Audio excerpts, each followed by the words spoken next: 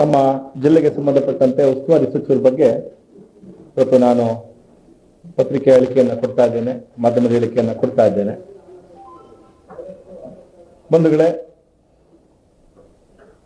ನಮ್ಮ ಜಿಲ್ಲೆಗೆ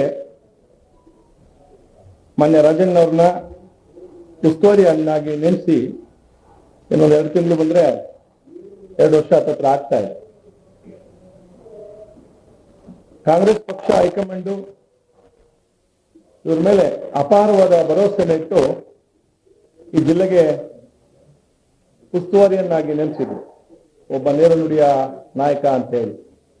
ಯಾಕೆ ಅಂತ ಹೇಳಿದ್ರೆ, ನಮ್ಮ ಜಿಲ್ಲೆಯಲ್ಲಿ ನಮ್ಮ ಕಾರ್ಯಕರ್ತರಿಗೆ ಹಲವಾರು ವರ್ಷಗಳಿಂದ ಬಿಜೆಪಿ ಮತ್ತು ದಳದವರ ಒಂದು ನಿರಂತರ ಕಿರುಕುಳವನ್ನ ಇವರು ಒತ್ತಿಕ್ತಾರೆ.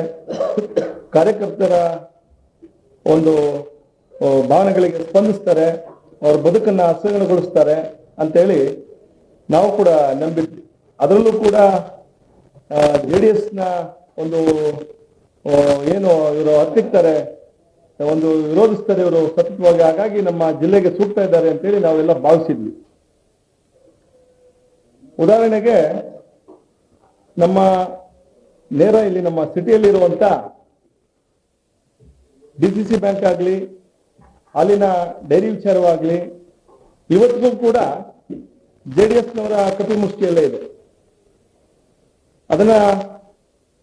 ನಾವು ಅದನ್ನೆಲ್ಲ ವಶಪಡಿಸಿಕೊಂಡು ನಮ್ಮ ಸರ್ಕಾರ ಇದೆ, ಯಾರು ಇಲ್ಲಿ ದುಡಿದಿದ್ದಾರೆ ನಮ್ಮ ಕಾರ್ಯಕರ್ತರು, ನಾಯಕರುಗಳು, ಅವ್ರಿಗೆ ಅದರಲ್ಲಿ ಸೇವೆ ಮಾಡುವಂತ ಅವಕಾಶವನ್ನ ಇವರು ಮಾಡಿಕೊಡ್ಬೋದಾಗಿತ್ತು. ಎಂದಿಗೂ ಕೂಡ ಆ ಕೆಲಸವನ್ನ ಇವರು ಮಾಡಲಿಲ್ಲ.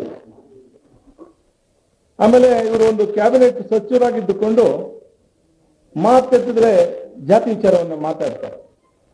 ನನ್ನ ಪ್ರಕಾರ ಆ ಸ್ಥಾನಮಾನದಲ್ಲಿ ಇಟ್ಕೊಂಡು ಜಾತಿ ವಿಚಾರವನ್ನ ಮಾತನಾಡಬಾರ್ದು. ಯಾಕೆ ಅಂತ ಹೇಳಿದ್ರೆ, ಕಾಂಗ್ರೆಸ್ ಪಕ್ಷವೇ ಒಂದು ಏನು ಹಿಂದುಳಿದವರ, ಅಲ್ಪಸಂಖ್ಯಾತರ, ದೀನದಲಿತರ, ಏನು ಶೋಷಿತ ವರ್ಗಕ್ಕೆ ಇದ್ದಾರೆ ಅಂತ ಒಂದು ವರ್ಗವನ್ನ ಇವತ್ತವರೆಗೂ ಕಾಪಾಡಿಕೊಂಡು ಬಂದಿದೆ ಕಾಂಗ್ರೆಸ್ ಪಕ್ಷ.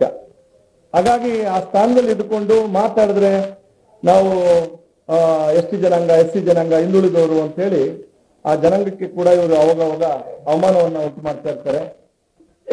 ಅದು ನಾಟಕ ಏನೋ ಅಂತೇಳಿ ನನಗೇನೋ ಅನಿಸ್ತಿದೆ.